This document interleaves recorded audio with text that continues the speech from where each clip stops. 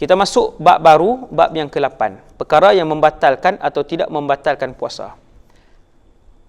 Yaqulul musannifu hafizahullah. Makan dengan sengaja. Makan dengan sengaja walaupun makanan sebesar sebiji lenga atau bijan dan dia tahu hukumnya membatalkan puasa, begitu juga minum. Siang hari Ramadan, dia ambil nasi 1 biji. Nasi sebiji aja, bukan 100 biji. Sekali suap tu kan 100 biji. Sebiji dia ambil makan. Sengaja batal puasa dia. Begitu juga minum, seteguk saja dia sengaja minum, maka batal puasa dia. Makan kerana lupa. Orang yang makan kerana lupa dimaafkan, sah puasanya. Bulan Ramadan, yang ni kalau nak jadi pun hari pertama Ramadan lah, sebab tak biasa lagi. Kalau hari ke-26 tak jadi. Selalunya hari yang ke-26, hari yang ke-19 puasa Ramadan, orang tak terlupa selalunya lah. Dan selalunya nak jadi hari pertama Ramadan ataupun hari kedua Ramadan, kan? Elok aja dia makan sarapan. Duk biasa sarapan, makan. Habis dah, Allahu Akbar, Ramadan, baru teringat. Kebetulan tak sahur pula pagi tu, kan? Bangun nak pergi kerja, dimaafkan. Walau bagaimanapun jika dia lupa tapi makan sehingga kenyang, khilaf ulama. Menurut Imam Nawawi puasanya sah, tak batal. Menurut Al-Imam Ar-Rafi'i puasanya batal. Kalau makan sampai kenyang, Imam Nawawi kata tetap tak batal. Kalau dia memang tak ingat langsung, lupa, tak sengaja, memang lupa terus. Habis dah sepinggan setengah yang dua cawan, Imam Rafi'i kata batal sebab terlampau kenyang, sampai kenyang. Imam Nawawi kata tak batal, puasanya tetap sah sebab dia terlupa dan tak sengaja. Okey, macam mana pula kalau makan sebab dia tidak tahu ia tidak boleh, dia tak tahu kata tak boleh, dia makan, dia ingat tak boleh, minum saja.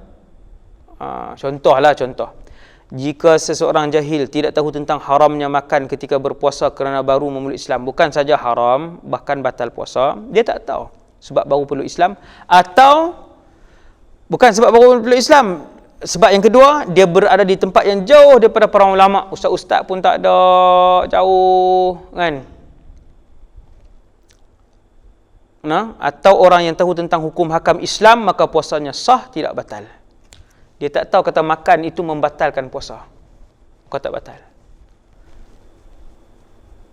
Ada ke tempat yang tak ada para ulama ataupun yang tak ada ustaz-ustaz? Tuan-tuan agak ada tak?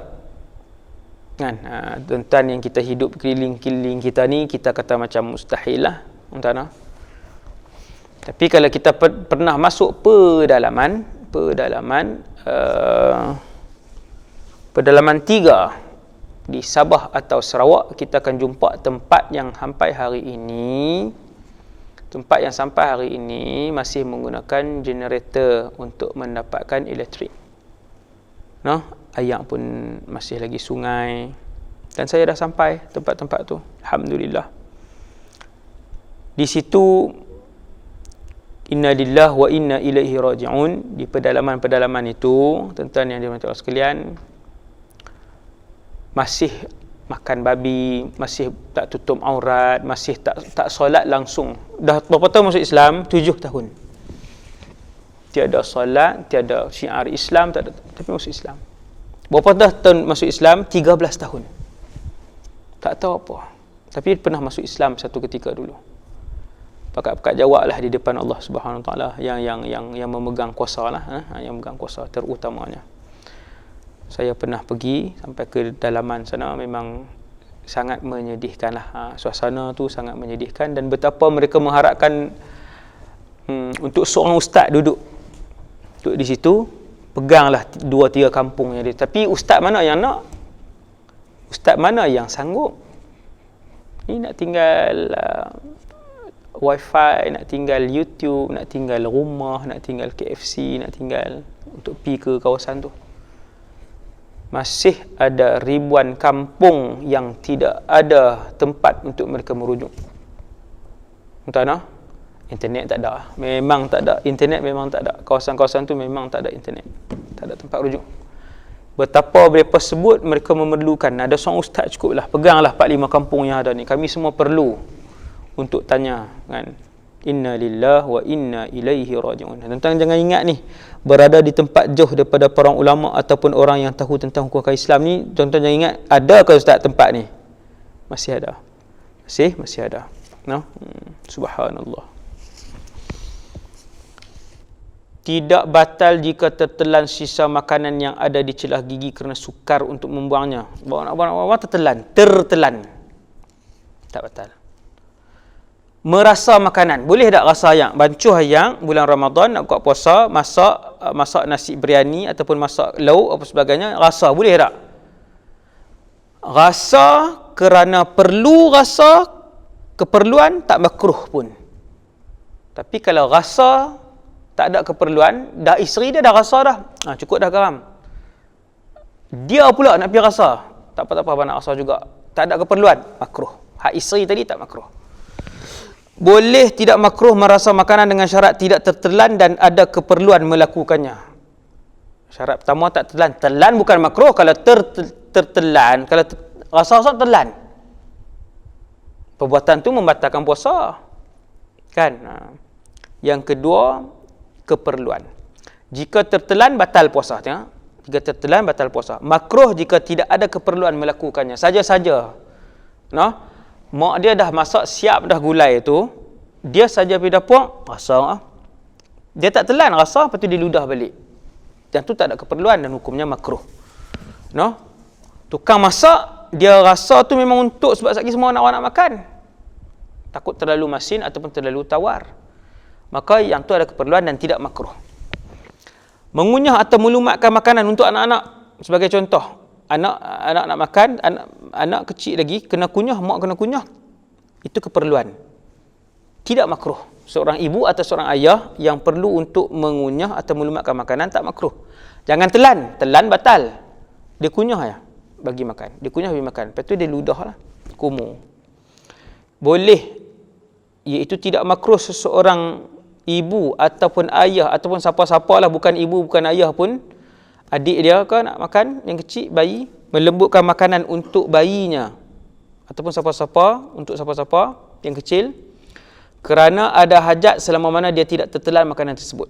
Jika tertelan maka batal puasanya. Orang yang kena paksa, tajuk seterusnya, dipaksa makan ketika berpuasa. Tidak batal puasa jika dipaksa makan pada waktu siang bulan Ramadan. Seperti di China. Seperti di China,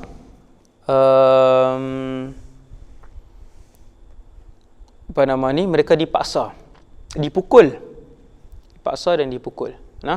Maka itu tak batal. Kan? Dipukul sampai sakit, sampai mudarat, dia pun makan, kemudian dia meneruskan puasa dia, tak wajib qada. Subhanallah. Sebab dia dipaksa makan. Dan yang terakhir, makan dan minum pada waktu malam Ramadan. Perkara-perkara yang boleh membatalkan puasa seperti makan, minum dan semua yang membatalkan puasa. Kecuali murtad hanyalah membatalkan puasa jika ia dilakukan pada waktu siang bulan Ramadan. Semua yang membatalkan puasa, makan, minum ke apakah, yang tu kalau buat malam, macam mana? Malam tak batal lah. Hak ni terlalu basic kan. Tapi kalau tuan-tuan pergi tempat-tempat yang pedalaman, benda ni bukan basic tuan, dia tak tahu. Kan? Malam boleh makan ke ustaz? Boleh. Malam boleh, malam Ramadan. Siang tak boleh jima', malam boleh jima' ke? Malam boleh, malam tak ada masalah. Bulan Ramadan malam boleh. Selepas buka puasa boleh ke ustaz? Boleh, selepas buka puasa. Kan? 8-5 minit boleh. Jadi malam tak ada masalah. Jika dilakukan pada waktu malam maka puasa tidak batal, dan niat puasa yang telah dibuat pada malam itu juga tidak batal. Dia niat puasa pukul 8 malam. Niat puasa pukul 8 malam. Pukul 11 dia berjima' dengan isteri dia. 11 malam. Bulan Ramadan. Batal tak niat puasa dia? Tak batal lah. Tak batal. Sebab tu malam. No? Perkara yang batal itu hanya ketika siang saja. Walhamdulillahirabbil alamin.